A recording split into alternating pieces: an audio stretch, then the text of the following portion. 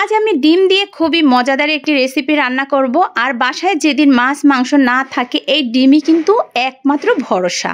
তো এই ডিমটা কিন্তু আমি আজ পানি পোস্ট করে রান্না করব। আর এভাবে রান্না করলে আমার বাচ্চারা তো আঙ্গুল চেটেপুটে খেয়ে নেয় আর খুব মজা করে এক প্লেট ভাত খেয়ে নেয়।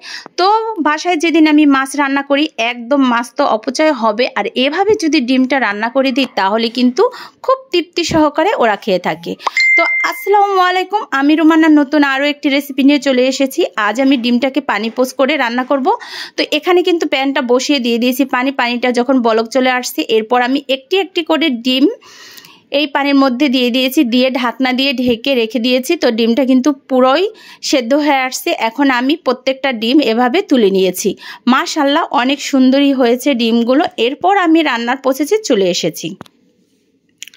তো এখন আমি রান্নার জন্য প্যানটা বসিয়ে দিয়ে দিয়েছি এখানে সর্ষের তেলের মধ্যে এখানে আমি অ্যাড করে দিয়েছি 3টে শুকনা মরিচ, দিয়ে দিয়েছি 3টে তেজপাতা, এখানে আমি অ্যাড করে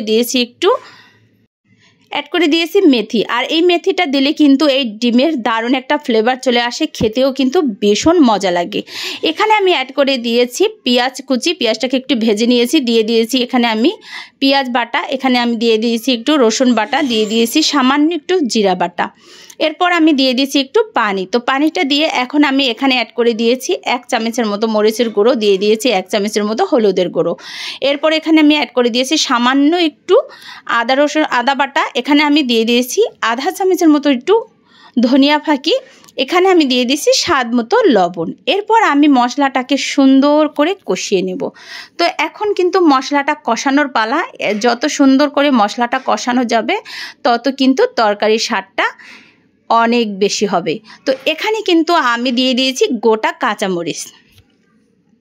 তো কাঁচামরিচগুলো দিয়ে কিন্তু আমি সুন্দর করে মশলাটাকে আরও কিছুক্ষণের জন্য কষিয়ে নিয়েছি। এখানে কিন্তু আমি এখন ঝোলের জন্য অ্যাড করে দেব পানি।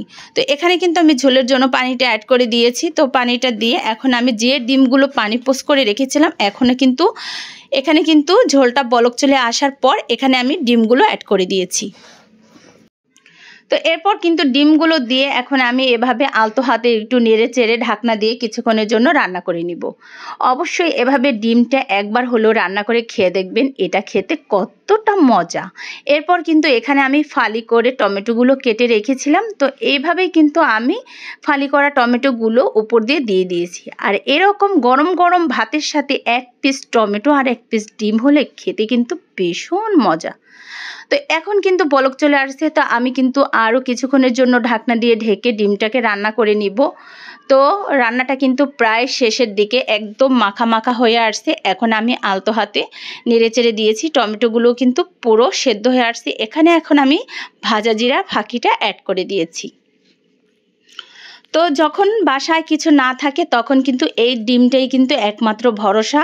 আর এই ডিমের রেসিপিটা হলে বাচ্চারা কিন্তু খুব তৃপ্তি সহকারে খেয়ে থাকে। মাশাআল্লাহ দারুণ একটা কালার চলে আসছে, দেখতে যতটা সুন্দর খেতে ভীষণ মজা ছিল। তো এরপর কিন্তু আমি পরিবেশন করে নিব। তো সবাই ভালো থাকবেন, সুস্থ থাকবেন, আর আমার নতুন নতুন ভিডিও দেখার অপেক্ষায় থাকবেন। তো কেমন হলো রেসিপিটা অবশ্যই কমেন্টের মাধ্যমে জানিয়ে দেবেন। দেখতে কিন্তু ভীষণ সুন্দর হয়েছিল। তো বিদায় নিলাম, আল্লাহ হাফেজ।